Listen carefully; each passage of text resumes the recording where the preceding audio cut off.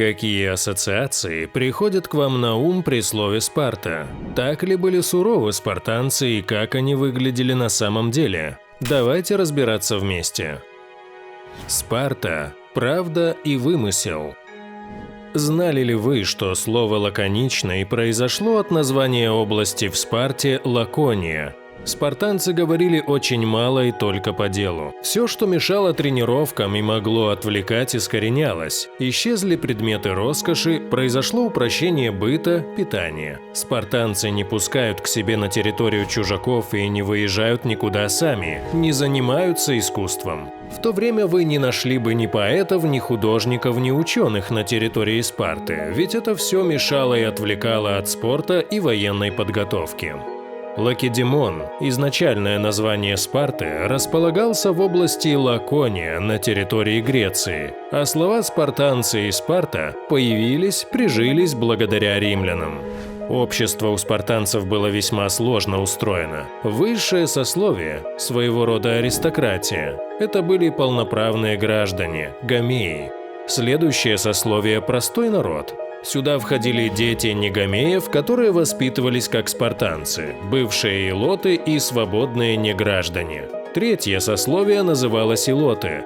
Это были порабощенные греки. От них исходила немалая угроза для спартанцев, поэтому за ними тщательно следили и при любом неповиновении убивали, ведь спартанцы однажды уже столкнулись с восстанием илотов, которые долго не могли погасить. Чтобы избавиться от самых сильных илотов, молодых спартанцев ежегодно посылали грабить и убивать рабов. Такие разбои назывались криптии и проходили по ночам. Таким образом, спартанцы получали настоящий опыт битвы и привыкали к крови.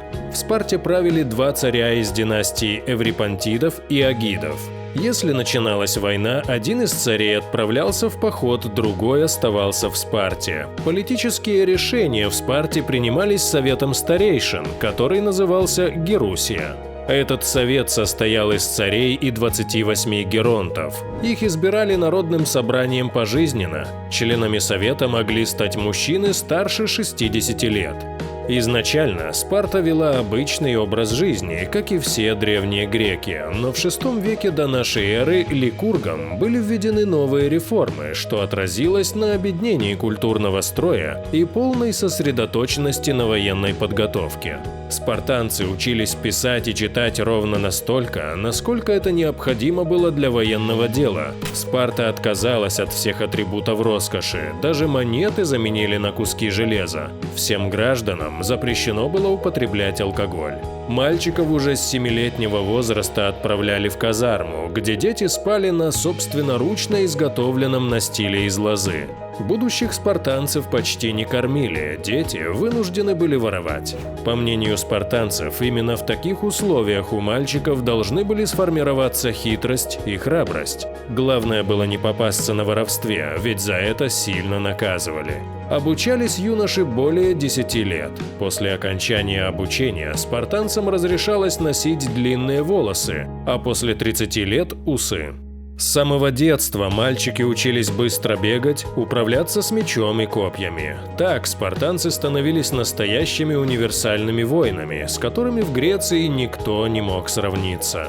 Платон говорил, что Ликург придумал 4 способа превратить юношей в настоящих воинов: физическая нагрузка, совместные трапезы, охота и криптии. Тренировки спартанцев.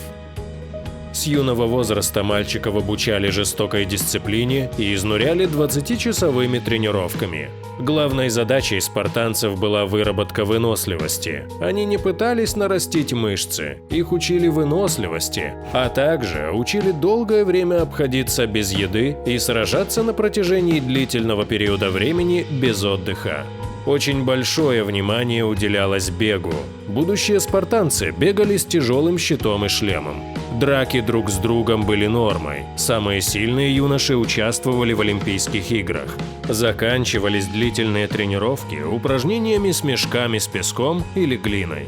Девушки-спартанки были под стать парням. Они тоже учились военному делу и принимали участие в соревнованиях. Именно они считались самыми свободными женщинами в Греции. Основная задача спартанки – родить здорового ребенка, поэтому девушки всегда занимались спортом.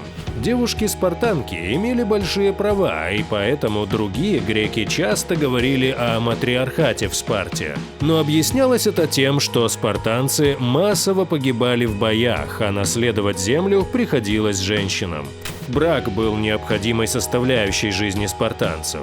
Неженатых просто презирали и не упускали возможности опозорить. На праздниках в Лаконии мужчины делились на 3 разных хора по возрастам. Старики пели о минувшей молодости, о том, как были сильны и храбры. Им подпевали мужчины средних лет, что они смогут справиться с любым врагом. Заканчивали песню юноши, обещавшие расправиться с врагами в будущем. Песни спартанцев были практически одинаковые. Воины не хотели ничего менять и даже не пытались улучшить музыкальные инструменты. Убивали ли больных и слабых детей?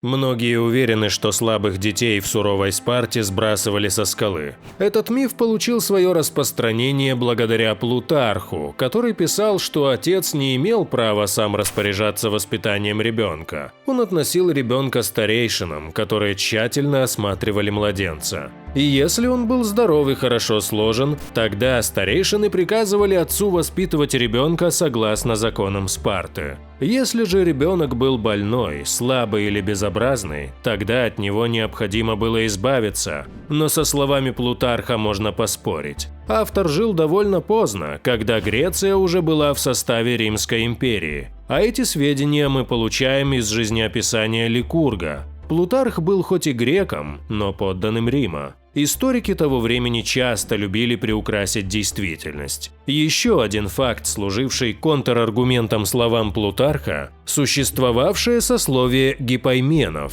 Сюда входили физически неполноценные жители. Также археологические раскопки того времени не подтверждают многолетнюю практику детоубийства.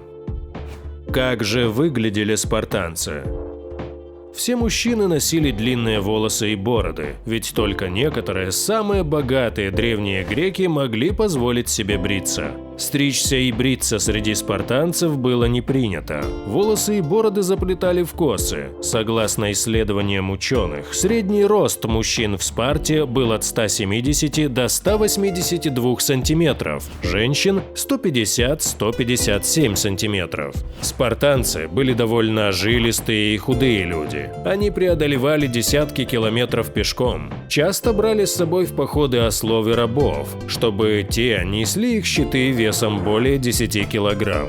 На щитах красовалась буква лямбда, означающая принадлежность к Лакедемону. Шлем спартанцев выглядел как каска с заострением кверху. Главным оружием спартанца было копье длиной в 2,5 метра. Мужчины не носили украшений, иногда допускались кольца на пальцах. Остальные украшения считались женскими. Питались спартанцы все вместе из одного котла. Пища была довольно скудная. Обычно это была похлебка из чечевицы. В поход спартанцы отправлялись, как правило, в полнолуние, а перед этим царь приносил жертву Афине, Зевсу, Эросу и Музам. Спартанцы отличались храбростью, дисциплиной и решимостью. Тех, кто посмел бежать с поля боя, презирали. Они лишались всех прав, исключались из участия в беседах. На всех праздниках над ними смеялись, и они испытывали всеобщее презрение. Трусы носили плащ из лоскутов разных тканей, обязаны были уступать дорогу абсолютно всем и брить одну половину головы. С трусами никто не разговаривал, их дочерей нельзя было выдавать замуж, а сыновьям жениться. Закат непобедимой Спарты.